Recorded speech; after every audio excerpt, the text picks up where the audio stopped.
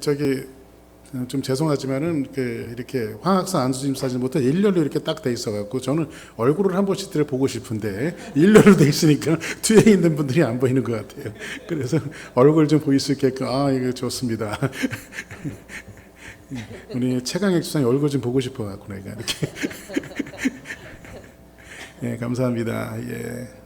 자, 오늘 여러분들과 함께 봉독한 빌립보서 1장 15절부터 18절까지 있는 말씀을 가지고 한번 따라하겠습니다. 그리스도 예수의 마음 그리스도 예수의 마음.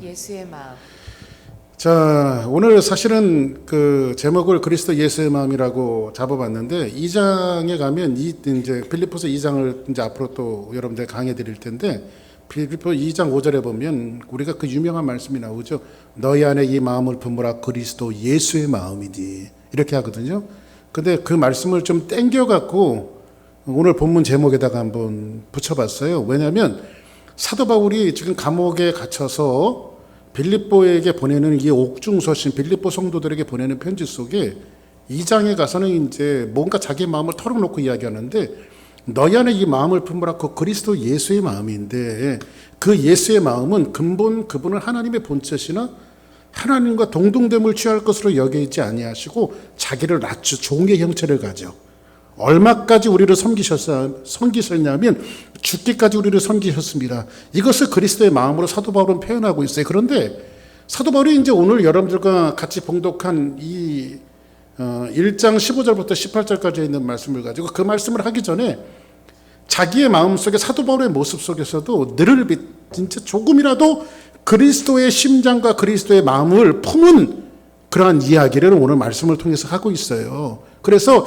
우리도 그리스도 예수의 마음이 어떤 마음인지 본격적으로 배우기 전에 다시 한번 그리스도의 마음은 어떤 마음인가를 오늘 사도 바울의 어떤 모형과 모델을 통해서 여러분들과 같이 한번 이야기를 좀 나누려고 합니다. 요즘에 그 모든 저희 교회도 설교하면서 제가 그런 말씀을 많이 드렸고 모든 교회들 미국 교회나 뭐 한국 교회나 지구촌에 있는 교회라고 생긴 것은 전부 다 하는 말이 슬로건처럼 외치는 말들이 있는데 그것은 이런 겁니다. 한번 따라서 하실까요? 초대교회로 돌아가자. 초대교회로 돌아가자. 예, 초대교회로 돌아가자라고 하는 말을 교회의 비전이나 아니면 목회적인 철학을 가지고 이야기하는 교회들이 굉장히 많이 있습니다. 이 말씀은 그런 것 같아요.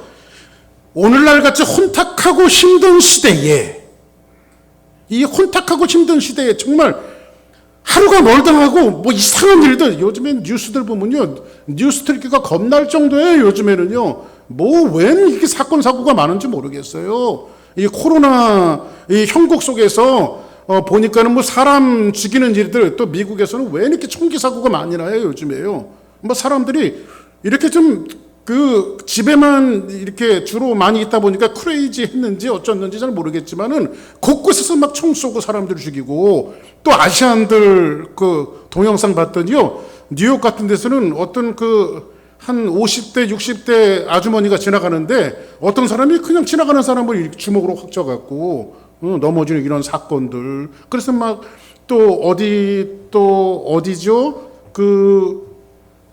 한국 분들이 닉보르스토 이렇게 하시는 분들이 있는데 어떤 사람이 들어와서 벽돌로 그냥 막 난동을 부리고 그래서 여성분들이 막 30반을 넘게 꼬매는 이런 뭐 사건들도 요즘에 뉴스에서 볼 수 있고요.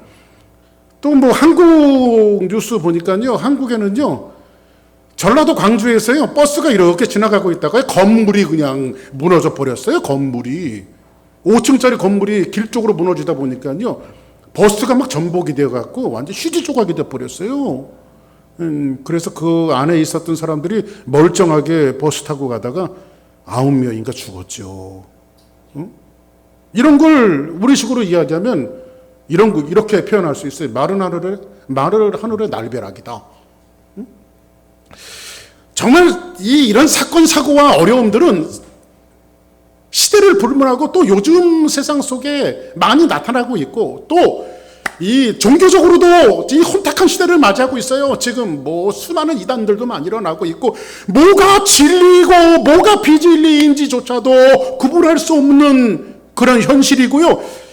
이게 요즘 보면요, 진짜보다 가짜가 더 진짜 같은, 가짜가 훨씬 더 진짜 같은 그런 세상에, 이 혼탁한 시대에 우리가 놓여서 지금 살아가고 있습니다.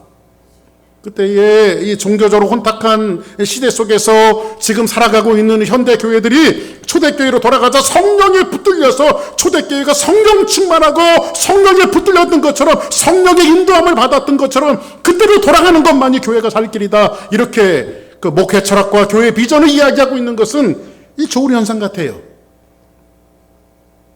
그런데 한 가지 질문할 게 있습니다. 그런데 초대교회로 돌아가자고 말하는데 그 초대교회는 문제가 없었나요?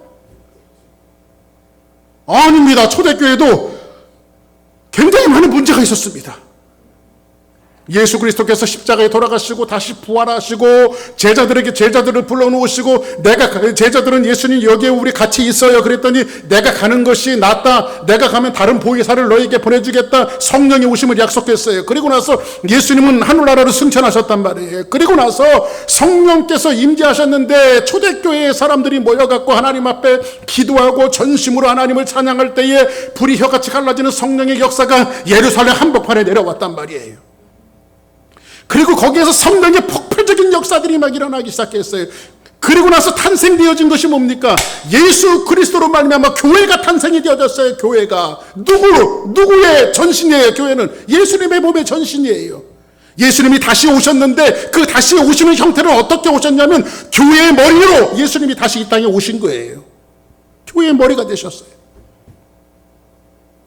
근데 그 예수님이 머리가 되셨으면 그 교회가 아무 이상이 없이, 아무 문제가 없이 잘 성장해야 되는데, 초대교회가 예루살렘 교회, 첫 번째 생겼던 예루살렘 교회에 문제가 없었나요? 여러분들 그 교회의 대표적인 문제가 뭐였습니까? 잘 아시는 분이 있죠? 아나니아와 삽비라. 이 초대교회 어떤 일이 있었냐면요, 바나바라고 하는 아주 그 교회에 본이 되어지는 성도님이 계셨습니다. 근데 그 당시에 살았던 많은 그 사람들이 가난과 힘듦과 어려움 속에 있다 보니까는 교회에 찾는 많은 사람들이 있는데 이 바나바는 부자예요. 그래서 내가 저 가난한 사람들을 좀 도와야 되겠다라고 생각을 하고, 바나바는 돌아가서 자기 어떤 재산의 일부를 팔았어요. 팔아갖고 교회 앞에 갖다 놨습니다. 그리고 교회가 그걸 가지고 가난한 사람들을 구제하기 시작했어요. 너무너무 좋은 일이죠. 하나님이 주신 물질을 하나님 앞에 갖다 놓고 그것을 어렵고 힘든 사람을 같이 구제한다라고 하는 것은 너무너무 좋은 일이죠. 아름다운 일이고 행복한 일이에요. 그랬더니 교회에 어떤 일이 벌어졌냐면, 사람들이 바나바가 들어오면 이렇게 하는 겁니다. 바나바, 바나바, 바나바. 이 바나바가 인기 짱이에요. 예루살렘 교회에서. 응? 그것도 그러할 게 자기 재산을 팔아다가 가난한 사람들을 나눠주기 시작하니까, 교회 앞에 두고 사도들이 그것을 나눠주기 시작하니까 바나바는 선한 사람 아닙니까? 그리고 실제로 바나바는 선한 영향력을 주었던 사람 중에 한 사람이에요. 초대교회에. 그리고 교회에서 막 인기가 올라가기 시작합니다. 그래서 여러분들도 이렇게 바나바 같은 사람들이 되었으면 좋겠어요. 그러면 여러분들이 교회에 딱 들어올 때 제가 손을 들고 최종민, 최강영 막 이렇게 그냥 여러분들이 이렇게 외치는데, 한쪽 구석에 아나니아와 삽비라가 있다가 몹시 좀 불쾌합니다. 그랬더니 집에 와갖고 남편이었던 아나니아가 자기 와이프 삽비라한테 이렇게 이야기합니다. 요즘에 이제 교회 나가기도 싫어. 왜요 여보? 교회를 왜 안 나가요? 교회 나가봤자 전부 다 사람들이 바나바만 좋다고 하고, 우리도 교회 꽤 오래 다녔는데 우리는 뭐야 이거? 응? 그랬더니 옆에 있던, 이건 뭐 제가 만들어낸 얘기니까, 성경에 있는 얘기를 추정해갖고 만들어낸 얘기니까 또 성경에 있는 얘기처럼 여러분들이 하면 곤란합니다. 여러분들 이해를 돕기 위해서. 그랬더니 와이프였던 삽비라는 구매의 여왕이죠. 삽비라. 그러니까 구매의 여왕입니다. 그래서 이 삽비라가, 여보, 우리도 한 건 합시다. 어떻게? 우리도 까짓 거 밥 팔아요. 땅 팔아갖고 우리도 하면 되지 뭐.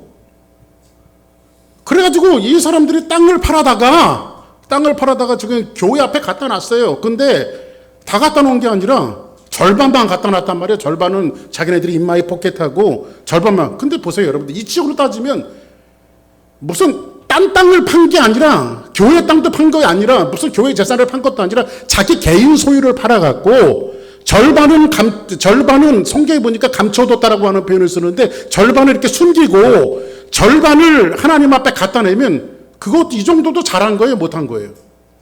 잘한 거죠. 그 정도도 잘한 거죠.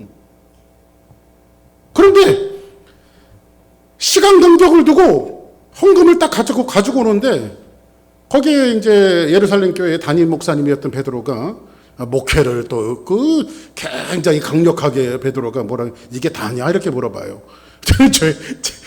제가 이게 만약에 여러분들이 헌금을 하는데 이게 답니까? 그러면은 뭐 저런 목사가 있나? 여러분들 그럴 수 있을 거 아니에요, 그렇죠? 근데 베드로는 이게 다냐?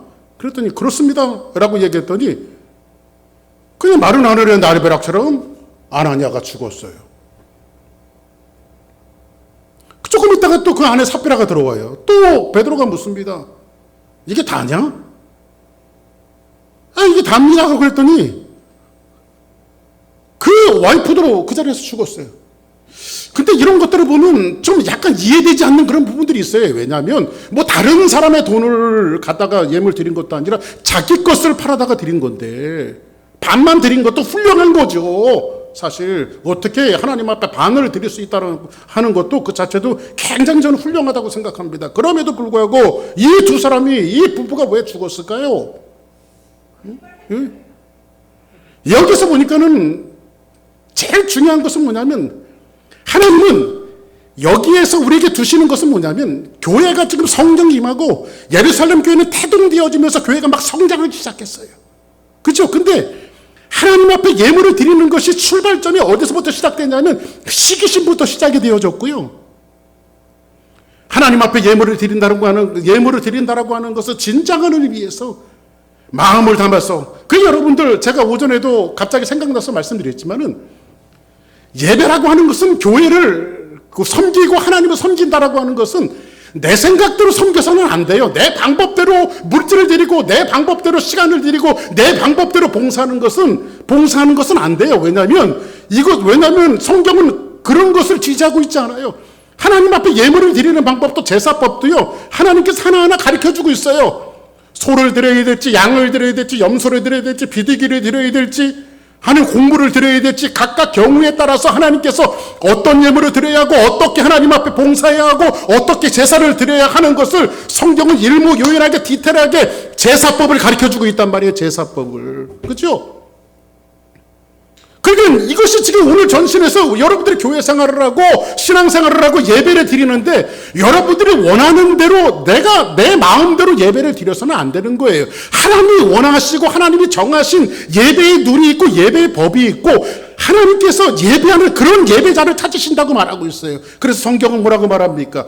하나님은 온 땅을 두루 감찰하사 전심으로 자기를 향하는 자. 전심이라고 하는 것은 뭘까요? 예배가 갖고 있는 굉장히 중요한 부분을 이야기해주고 있는데 우리의 마음과 혼과 모든 정성을 다해서 하나님 앞에 집중하는 태도를 이야기하고 있어요. 영을 다해서. 그래서 여러분들 예배라고 하는 것은 그래서 소중한 거예요. 여러분들이 이 1시간 반 예배 드리면서 정말로 기도에 몰두하고 찬양에 몰두하고 하나님의 말씀에 몰두하는 이 전심으로 예배를 드릴 때에 하나님께서 이 예배를 통해서 여러분의 삶을 일으키시고 가정을 일으키시고 범사를 일으키시고 여러분 환경을 일으키시는 놀라운 역사가 예배의 출발점이란 말이에요. 그래서 하나님은 예배라고 하는 형식, 제사라고 하는 형식을 인간에게 사람에게 자기를 찾는 사람들에게 그 형식을 주시고 그 형식에 충실할 수 있도록 만드셨단 말이에요. 그렇죠? 내 마음대로 예배 드려서는 안 되는 거죠. 근데 아나니아와 삽비라는 뭐예요? 처음부터 그는 시기시면서 예물을 드리는 것이 출발되어졌고 그리고 예물 드림이 그것이 어떻게 했어요? 성령을 속이고 교회를 속이고 사람을 속였죠. 그래서 자기 것을 드리고도 저주받는 인생이 되어졌던 것을 볼 수 있어요. 교회는 성장하고 있습니다. 그리고 예루살렘 교회를 출발해서 교회는 점점 더 많이 생길 거예요. 수많은 교회들이 생길 거예요. 그때 하나님께서 이 사건을 왜 교회에게 주셨냐면 경건한 두려움을 주시기 위해서. 경건한 두려움. 그래서 여러분들 교회는 예배드리며 모든 신앙생활을 할 때 여러분들이 경건한 두려움을 가지고 하나님을 만난다라고 하는 것은 굉장히 중요합니다. 요즘 현대 시대가 되어지다 보니까 모든 것들이 다 편해졌어요. 그 예배를 너무 편하게 생각하고 어떤 형식적인 것들을 너무 편하게 생각할 때가 굉장히 많아요. 그러나 그렇지 않습니다. 하나님을 만날 때는 훨씬 더 현대화돼서도 훨씬 더 깊게 하나님 앞에 전심을 다하는 그런 모습들이 필요하죠. 이것이 바로 아나니아와 삽비라 같은 사건입니다. 또 고린도 전후서를 보시기 바랍니다. 고린도 전후서는 이제 전체적으로 사도 바울이 고린도 교회를 잡고 이야기하고 지적질하는 이 말씀이 고린도 전후서예요. 그 안에 이 파당이 있었습니다. 성령의 은사는 많았지만 각기 자기가 옳다라고 하는 것이 있었습니다. 그래서 그 유명한 사랑장이 나오지 않습니까? 믿음, 소망, 사랑 이 세 가지는 항상 있을 것인데 그 중에 사랑이라. 너희들이 교회 성장을 위해서 뭐 한다고, 교회를 위해서 무슨 봉사를 한다고 그 모든 것을 불살라 내어다 할지라도 사랑이 없으면 아무것도 아니니라. 사도 바울이 그 얘기를 하는 거예요. 지금 고린도서를 통해서요. 신앙의 본질, 우리가 하나님을 섬기는 그 본질이 무엇인지를 사도 바울은 정확하게 고린도 전후서를 통해서 초대교회를 향해서 우리에게 말씀하고 있어요. 그래서 여러분들 초대교회로 돌아가자고 하는데 우리가 초대교회를 제대로 이해하는 것이 굉장히 중요해요. 물론 초대교회는요 순수한 열정이 있었어요. 교회 공동체가 모이면 함께 기도하는 모습이 있었어요. 순수하게 하나님을 섬기려고 하는 그런 모습들이 있었어요. 그런 모습들이 있었습니다. 그러나 교회가 가지고 있었던 문제점은 역시 있었어요. 초대교회라 할지라도요. 여러분들 교회사를 보면요, 교회사라고 하는 신학을 공부하다 보면 교회사를 공부합니다. 교회사는 그 말 그대로 교회가 어떻게 태동되어졌고 교회가 어떻게 만들어졌고 교회는 어떤 역사를 통해서 어떻게 변화해 왔으며 이런 것들을 다루는 것이 바로 교회사입니다. 근데 교회사를 조직신학적으로 이야기하는 한마디가 있는데, 조직신학에서 이 지상교회 있잖아요. 교회. 지상교회를 뭐라고 말하냐면, 한번 따라서 하실까요? 전투하는 교회. 전투하는 교회. 조직신학에서는요, 이 지상에 있는 그 교회를, 그 지상의 교회는 어디가 있어요? 우리 주사랑교회를 포함하고 있겠죠. 그 주사랑교회는 왜 신학에서 뭐라고 말하는 전투하는 교회, 전투하는 교회. 여기 두 가지 의미가 있습니다. 첫 번째 의미는 뭐냐면요, 지상에 어둠의 세력들이 있어요. 예수 그리스도를 알지 못하는 사람들이 있어요. 그래서 우리는 어둠의 세력과 이 주사랑교회도 자꾸 전투를 해야 돼요. 여기서 우리 안에서 전투를 하는 것이 아니라 세상과 어둠의 세력과 전투하는 거예요. 그래서 선교적 교회로서 어둠에 잡혀있는 사람들을 자꾸 불러내는 거죠. 어디로요? 교회로요. 왜? 교회는 누가 있기 때문에, 예수님이 머리시기 때문에 거기에 자꾸 접붙이는 거예요. 거룩한 공. 그런 의미에서 교회는 전투하는 교회예요. 그래서 여러분들이 세상에 나가면, 오늘 여기서 예배 드리잖아요. 여기서 에너지를 얻고 여러분들이 세상 속에 나가갖고 여러분들이 해야 될 일들은 가서 전투하는 거예요. 하나님은 여러분들을 주일 예배 마치고 세상에 파송해요. 일주일 동안 파송해요. 뭐 하라고요? 나가서 어둠에 잡혀있는 세력들을 건져내라고 전투장으로 하나님께서 내보내시는 거예요. 그래서 예배에 무장해야 되죠. 그래서 예배가 중요하고. 그 첫 번째 의미예요. 두 번째 의미는요, 이런 뜻을 갖고 있어요. 지상교회는 좀 불완전하다라고 하는 의미를 갖고 있어요. 지상교회가 불완전하죠. 여러분들, 큰 교회든 작은 교회든 문제가 없는 교회가 있습니까? 우리 주사랑교회에 문제가 없을까요? 우리 주사랑교회요? 제가 말을 안 해서 그렇죠. 우리 주사랑교회도 문제 있어요. 아, 목사님 무슨 말씀 그렇게 하십니까? 무슨 문제가 있는데, 그런 의미보다도 지상에 있는 모든 교회들은, 주사랑교회를 포함해서 큰 교회든 작은 교회든 몇천 명이 모이든 몇천 명이 모이든 몇십 명이 모이든 몇 명이 모이든 모든 교회들 속에 문제들은 다 갖고 있어요. 불완전하다는 거예요. 교회 자체가. 왜 불완전하냐면요, 교회 머리는 예수님 맞아요. 그리고 우리는 그의 말이에요. 그죠? 근데 이 바리에 모인 사람들이 예수님을 머리를 모시고 있지만은요, 각각 다양한 사람들이 교회에 오게 돼 있어요. 나이 드신 분도 오게 되어져 있고, 아주 어린 아이들도 오게 되어져 있고, 청년들도 오게 되어지고요. 어떤 사람은 성질이 급한 사람도 오고요. 어떤 사람은 느린 사람들이 오기도 하고요. 예? 어떤 사람은 학식이 많은 사람도 있고요. 어떤 사람은 학식이 좀 적은 분들도 있을 수 있고요. 예? 각각 다양한 계층의 사람들이 어디에 모이기 시작합니까? 교회에 모이기 시작하죠.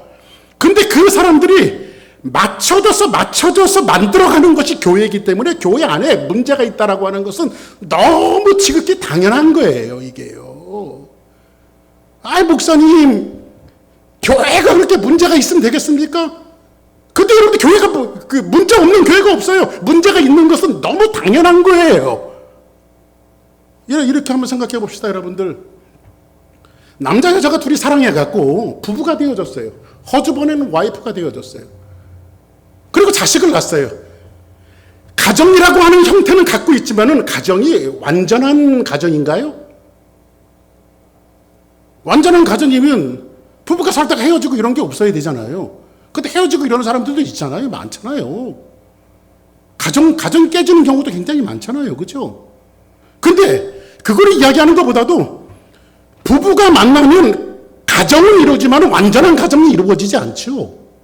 자, 그러면 이렇게 생각해 보자고. 교회가 사람들이 모였는데 주사랑교회라고 하는 이 울타리 안에 사람들이 이렇게 모였단 말이에요. 그게 우리는 이걸 가지고 뭐라고 말하죠? 교회라고 말합니다. 근데 이 교회가 완전한가요? 완전하지 않죠. 그러면 가정과 교회라고 하는 이 두 가지의 계층들이 하나님께서 제일 처음에 만드신 것이 교회를 만드시고 가정을 만드셨잖아요. 아담과 하와를 통해서 하나님이 거하시는 공동체. 그죠? 그게 첫째는 뭐예요? 교회란 말이에요. 두 번째는 가정, 패밀리라고 하는 가정을 만드셨단 말이에요. 그죠? 근데 인간의 죄를 통해서 이것이 파괴가 되어졌어요. 선악과를 따먹고요. 그죠?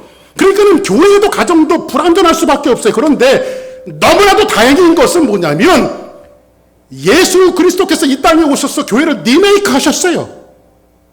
리메이크 하셨는데 내가 친히 내려가서 교회의 머리가 되어주겠다. 그래서 예수님이 교회의 머리로 오셨어요. 그리고 우리가 교회에 접붙여지면서 그분의 영향력을 받아서 교회가 변화되어지는 거예요. 가정도 마찬가지죠. 그러면 가정과 교회가 가지는 공통점이 있어요. 그 공통점은 뭐냐면 만들어져 간다는 거죠. 만들어져 간다는 거죠. 세워져 간다는 거죠. 처음부터 완전한 교회와 처음부터 완전한 가정이 없어요. 여기에 중요한 것은 만들어 간다는 거예요. 그러니까 여러분들 가정도요. 여러분들이 그리스도를 가정에 모셔놓고 가정을 만들어 가는 거예요. 그 중심에는 누가 있어야 돼요? 반드시 예수 그리스도가 있어야 돼요.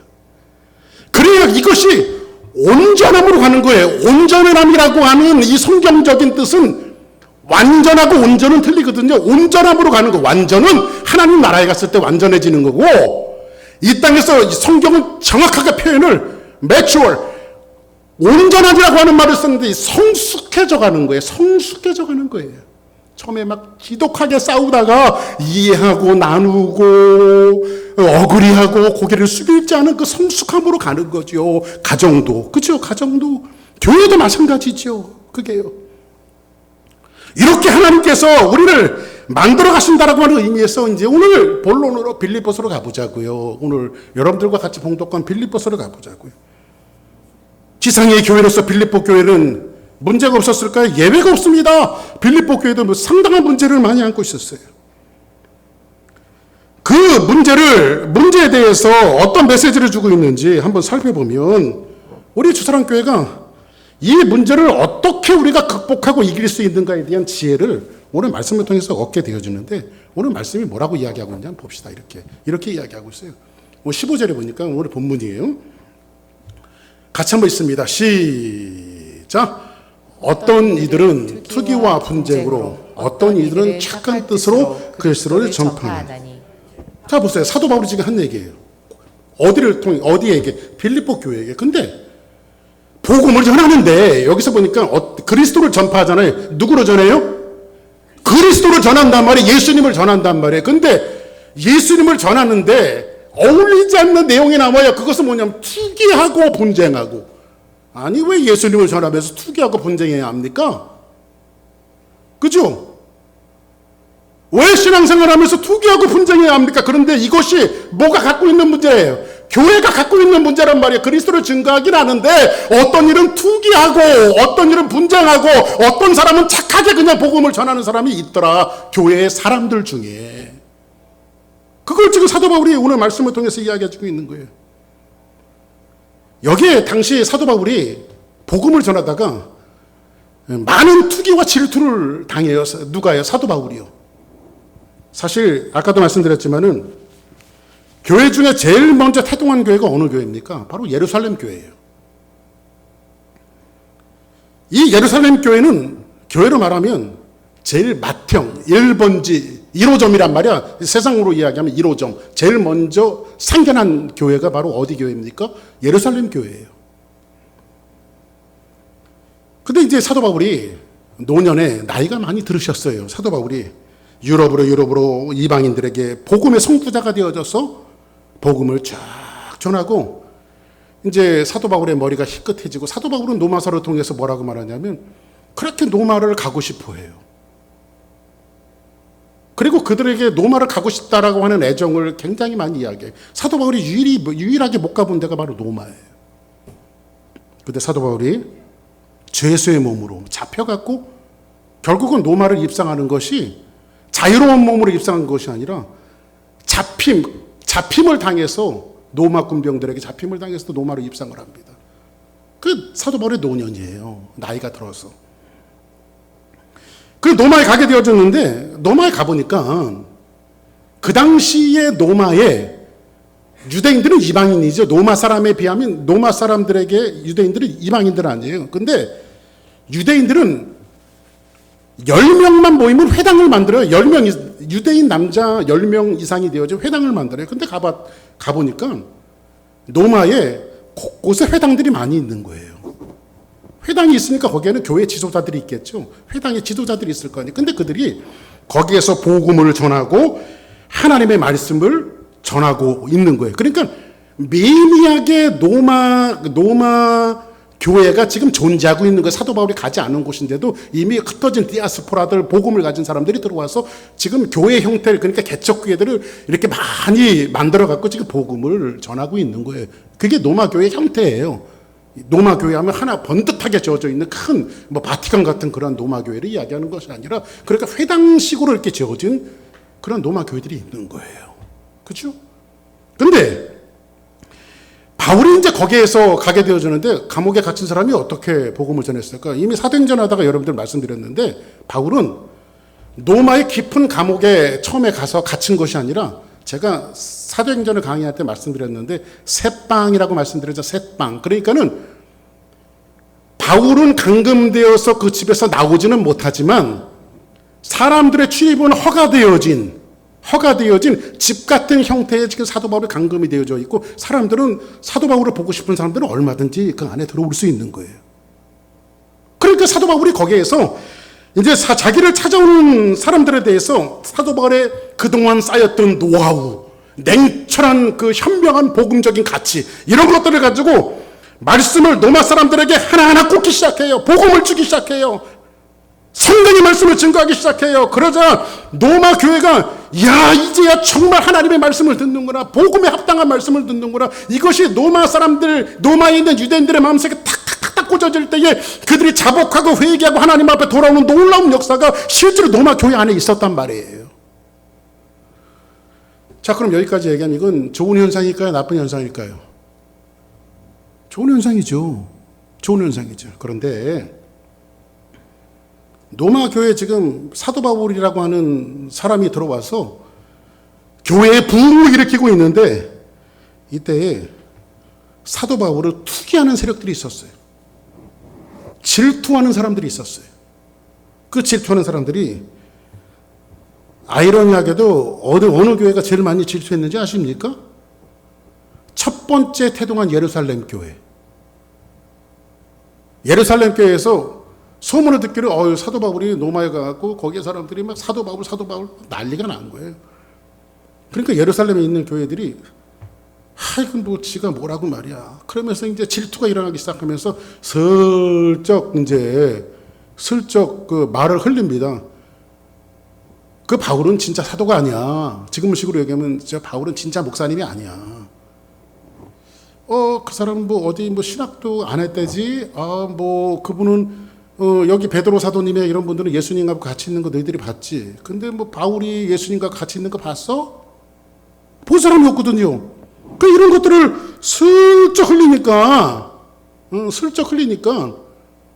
이런 거 하면서 투기를 하는 거예요. 진짜 사도가 아니라고요. 저도 여기서 20여 년 전에 이제 교회를 개척하고 목회하다 보니까는 어떤 분들이 그래요. 아유, 저 목사님 가짜 목사인가 봐. 그건 내가 학위증 가지고 쫓아다니면서 가짜 아니라고 얘기할 수도 없고, 목사 안수패 갖고 다니면서 나 진짜 목사 안수 받았다고 얘기할 수도 없고, 지금은 얼마나 세상 말로 이야기할 때 그 사람들이 제 얼굴 보면 쪽팔릴까요? 그렇죠? 얼마나 창피하겠어요. 요 가까이 있는 교회는요, 어떤 분이 소문을 내고 다니는데 뭐라고 냈냐면요, 박규성 목사가 주사랑교회 어떤 사람 영주권을 교회로 내줬는데 8,000불 받고 내줬다고.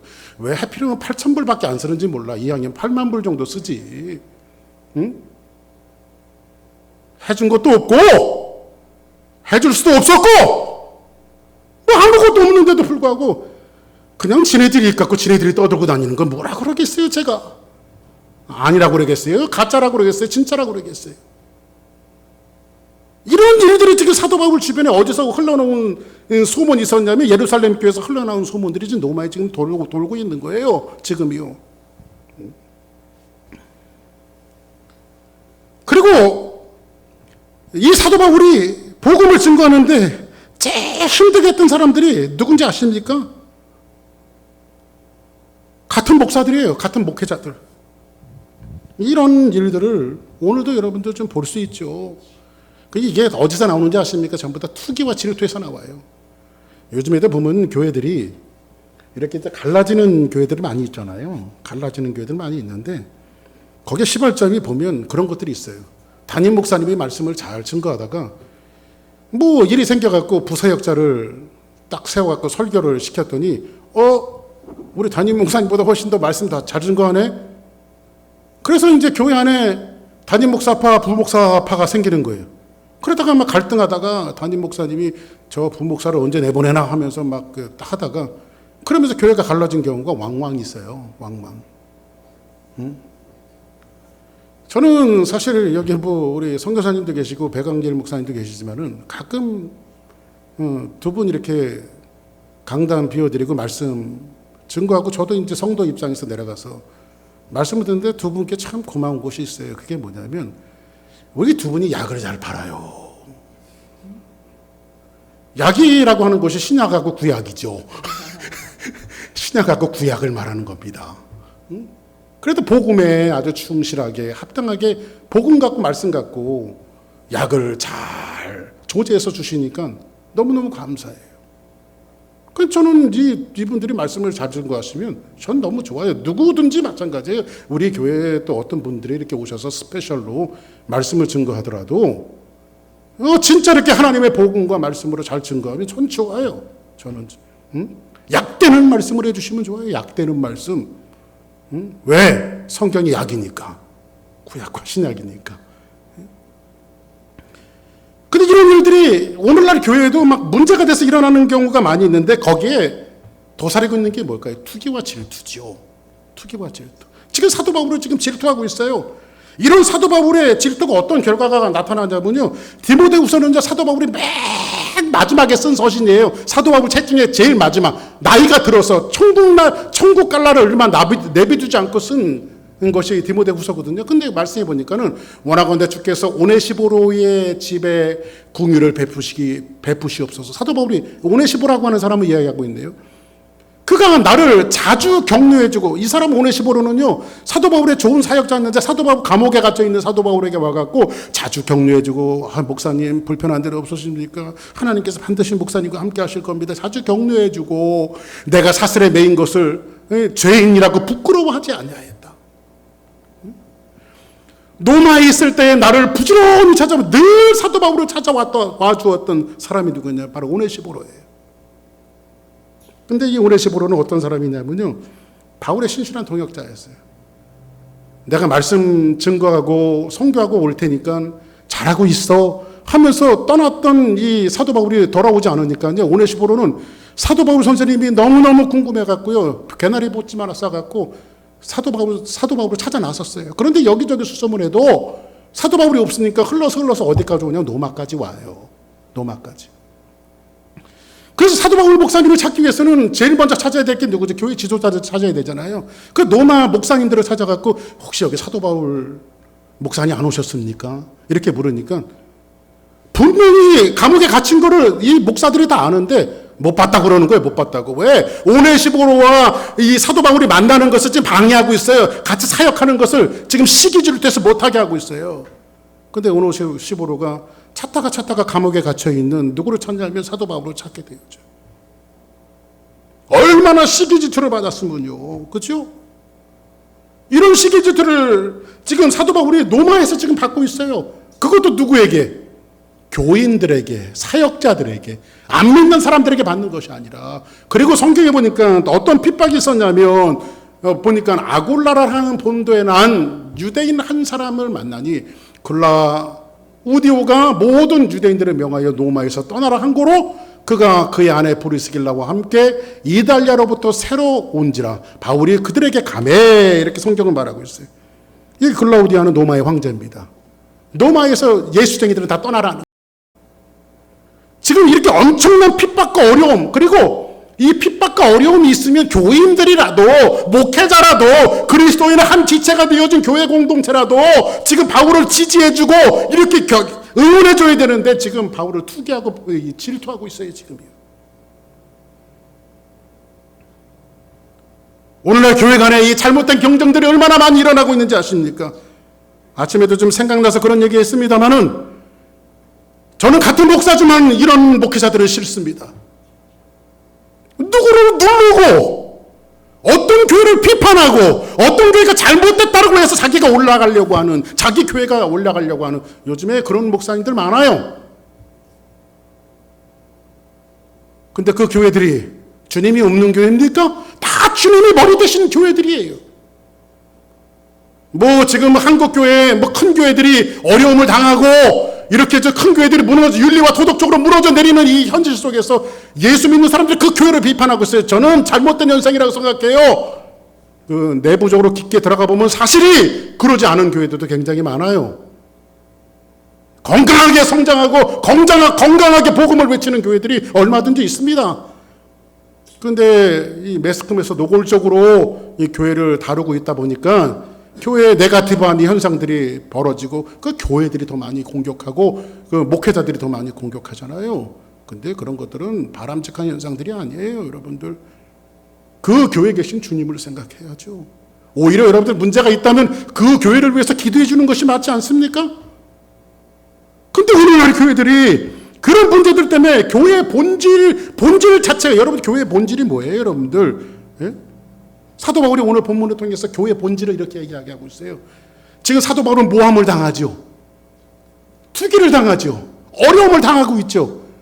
자기 하나 삶도 너무 버겁고 힘듦에도 불구하고 사도 바울이 그 어려움 속에서 한 가지 메시지를 던지고 있는데 이게 바로 교회의 본질이에요. 사도 바울이 갖고 있었던 것이, 이게 그리스도의 마음이에요. 이 장에서 이야기하고 싶었던 그리스도의 마음이에요. 이 마음이 어떤 거냐면 뭐라고 말합니까? 같이 한번 읽어볼까요? 시작. 그러면 무엇이냐? 거칠어로 하나 참으로 하나 무슨 방도로 하든지 전파되는 것은 그리스도니 이로써 나는 기뻐하고 또한 기뻐하리라.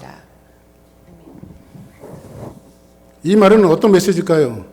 나는 지금 이렇게 모함을 당하고 내가 죽을 정도로 힘들고 감옥에 갇혀있고 힘들고 어렵고 이 어려운 상황 속에서 사람들이 나를 모함하고 가짜 목사라고 이야기하고 또 힘들게 하고 있지만은 그러나 나는 기뻐한다. 그렇게 해서라도 그리스도만 증거될 수 있다면, 복음만 증거될 수 있다면 나는 기뻐하고 또한 기뻐하리라. 이게 교회가 가지고 있는 복음의 본질이죠. 그렇죠? 교회는 왜 존재합니까? 여러분들 한 사람 한 사람을 주사람 교회를 불러 모아주셨어요. 그리고 예배 자리에 오셨습니다. 근데 여러분들을 교회를 불러주신 그 목적을 사도 바울이 이야기하고 있는데 그것은 뭡니까? 여러분들을 통해서 복음을 전하게 하기 위해서. 그 복음을 전함에 있어서 때로는 여러분들이 모함을 당할 수도 있고 협박을 당할 수도 있고 어려움이 있을 수 있어요. 그럼에도 불구하고 여러분들을 통해서 복음이 증거되어지고 있다면 사도 바울처럼 나는 기뻐하고 기뻐할 것이다. 이게 교회 공동체가 가져야 될 모습이지요. 교회가 가져야 될 모습 아닙니까? 오늘 예배가 마치면 또 내일서부터 여러분들 한 주간 세상에 놓여질 텐데 여러분들이 그 세상에서 역할들이 있어요. 그것은 뭡니까? 나는 교회로서 복음을 증거하고 그들이 교회에 나오고 안 나오고 믿고 안 믿고는 여러분의 소관이 아니에요. 하나님께서 자기 선택한 사람을 불러낼 사람 불러내요. 그런데 여러분들의 위치와 역할은 뭐냐면 단지 복음을 주는 거예요. 여러분 뒤에 것까지 여러분들이 걱정하실 필요 없어요. 이 예배당에 나와서 예배자로 모이는 것까지 여러분들이 걱정하실 필요 없어요. 그거는 하나님의 몫이에요. 여러분의 몫은 뭡니까? 그들이 믿든지 안 믿든지 복음을 주는 거. 이것이 여기까지가 여러분의 몫이에요. 한번 따라 합시다. 예수 믿으세요. 예수 믿으세요. 예수 믿으세요. 예수 믿고 천국 가세요. 천국 가세요. 아멘. 아멘. 왜 그렇습니까? 예수 안에 영생이 있기 때문에. 아멘. 아멘. 예수 안에 영생이 있기 때문에. 사도 바울은 그 복음의 본질을 이야기하고 있어요.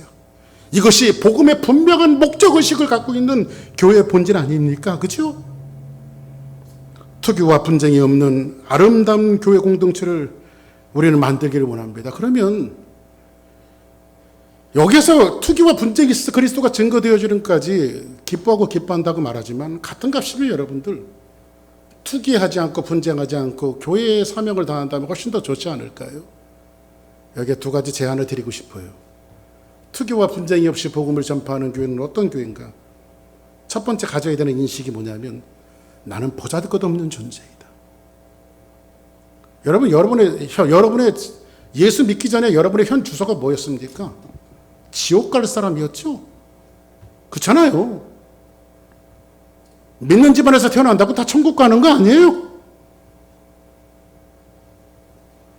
아버지가 목사님, 권사님, 장로님이라고 그 자식들이 다 천국 가는 거 아니에요?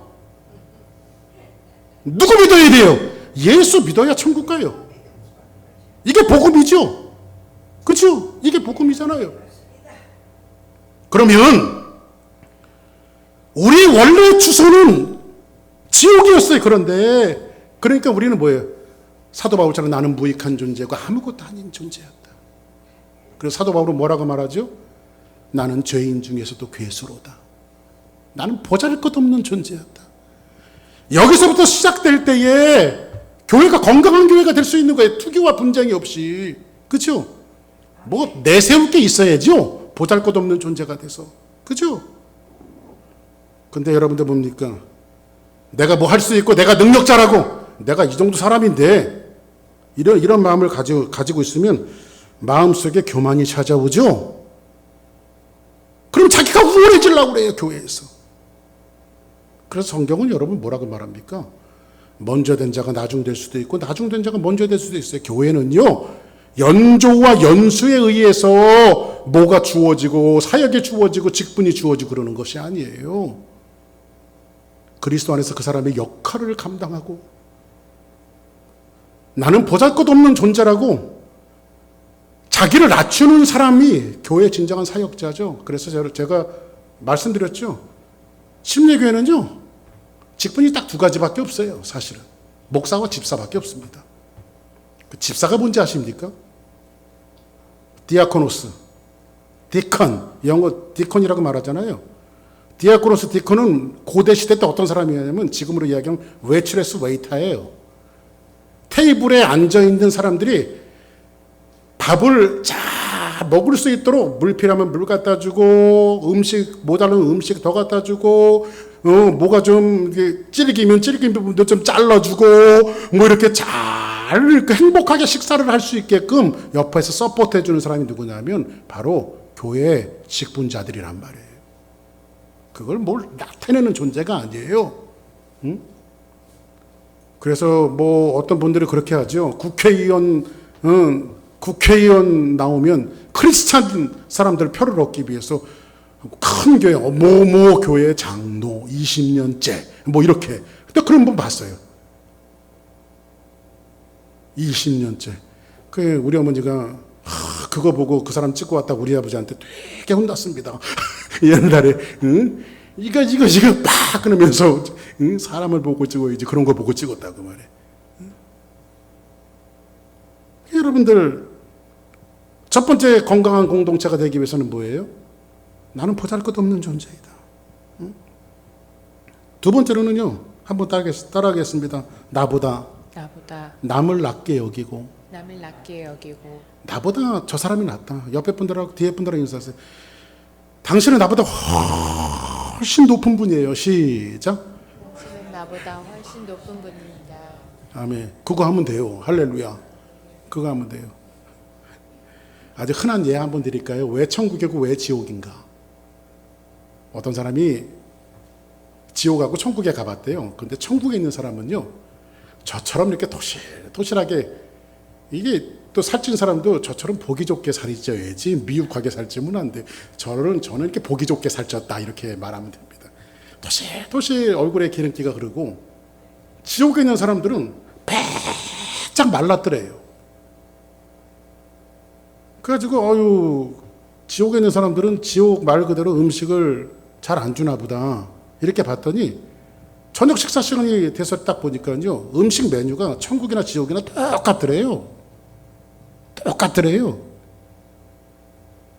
근데 왜 똑같은 음식을 먹고 저 사람들 배짱 말랐고 천국에 있는 사람들은 저렇게 살이 쪘지? 이렇게 보기 좋게 돼 있지? 그랬더니 그 사람들이 밥 먹는 숟가락이 아주 길더래요. 이렇게 쫙 길더래요. 근데 천국에서 식사하는 모습을 보니까요. 밥그릇에 딱 놓쳐놓고 밥을 한 그릇 딱 퍼갖고 너 한 자기 한 입, 저쪽에서 나 한 입. 아주 식사를 행복하게 모든 음식을 골고루 서로 이렇게 먹여주더래요. 근데 지옥은 봤더니요. 밥이 오자마자 그걸 먹겠다고 그냥 퍼서 먹으니까 자기 입으로 들어가려니 이게 들어가냐고. 이게. 그래서 지옥이래요. 누가 지어낸 말이죠. 지어낸 말이지만 맞는 것 같아요. 왜 천국이고 왜 지옥인가? 왜 그 사람들이 천국 가고 왜 그 사람들이 지옥 갔는가? 욕심이 잉태한 주 죄를 낳고 죄가 장성한 주 사망을 낳느니라. 이 말씀이 그런 현상들을 프로텍트 해주는 것 같아요. 오늘 말씀을 정리할게요. 나보다 남을 낮게 여기고 인격이 성숙한 사람은 그 사람이 가지고 있는 장점을 봐요. 그리고 그 사람에게 하나님께서 어떤 은사와 어떤 좋은 점을 주셨는가를 격려를 해. 그걸 보고 굉장히 격려합니다. 집사님은 참 웃는 모습이 좋아요. 그 만점짜리 웃음을 가졌어요. 집사님은 섬기는 모습이 좋아요. 이렇게 장점을 보죠. 근데 인격이 성숙하지 못한 사람은 저 사람은 저희는 뭐가 안 좋아. 저 사람은 저게 단점이야. 단점을 보는 사람이에요. 나보다 남을 낮게 여기라고 하는 말은 무조건 잘못된 것을 보고 무조건 좋게 여기라는 뜻보다도 그 사람에게 하나님이 부어주신 은사를 볼 수 있는 눈들이 열려지는 거죠. 그것이 장점이에요. 우리 여기 앉아 계신 분들은 장점 투성이에요. 제가 보면 할렐루야. 얼마나 장점들이 많은지 몰라요. 얼마나 우리 권사님이 이야기하는 것은 다 이뻐요. 할렐루야. 아멘. 여러분들 보세요. 우리가 이게 하나님이 부어주신 마음이죠. 이게 마음을 뭐라고 말합니까? 아버지의 마음이라고 하는 거예요. 세상 사람들이 내 자식 보고 삿대질하고 쟤는 뭐가 잘못됐어. 저게 단점이야. 저게 좀 부족해. 이렇게 삿대질할지 모르지만은 부모의 눈에는 내 자식 장점만 보이는 거예요. 잘하는 것만 보이는 거예요. 그래서 이쁜 거죠. 그게 내 자식이란 말이에요. 이게 아버지 마음이란 말이에요. 그러니까 여러분들 우리 주사랑교회는 전부 다 아버지 마음을 갖고 사람들을 모시게 주의 이름으로 축복합니다. 우리는 우리에게 성경은 이렇게 명령합니다. 사도 바울이 너희 안에 이 마음을 품으라. 곧 그리스도 예수의 마음이니. 이 마음이 어떤 마음일까요? 사도 바울은 모함을 당하고 감옥에 갇혀 있는 것만 해도 힘들고 어려운데 모함을 당하고 있어요. 죽을 만큼 힘들어요. 이 정도 어려움이 있으면요, 제가 감옥에 있었으면 오네시보로 보고 오네시보로 일로 와봐. 예, 사도님. 내 좀 있으면 나가면 저것도 요조를 내놓을 테니까 이름 다 적어놔. 응? 이렇게 했을 텐데 사도 바울은 그렇게 하지 않아요. 넉넉한 마음을 갖고 아버지의 마음을 갖고 그들을 품고 있어요. 그리고 어찌하든지 그리스도만 증거되어진다면, 복음만 증거되어진다면. 사랑하는 여러분, 이것이 그리스도인들이 갖고 있는 복음의 본질이고 주사랑교회가 갖고 있는 복음의 본질이어야 돼요. 어떻게 하든지 우리 주사랑교회를 통해서 그것이 이 주변에 죽어가는 영혼들을 위해서도 마찬가지고 우리가 또 필리핀에 있는 사람들도 마찬가지고 어디에 있는 사람들도 마찬가지고 어떤 모양으로 복음만 증거되어진다면 나는 기뻐하고 기뻐할 것이다.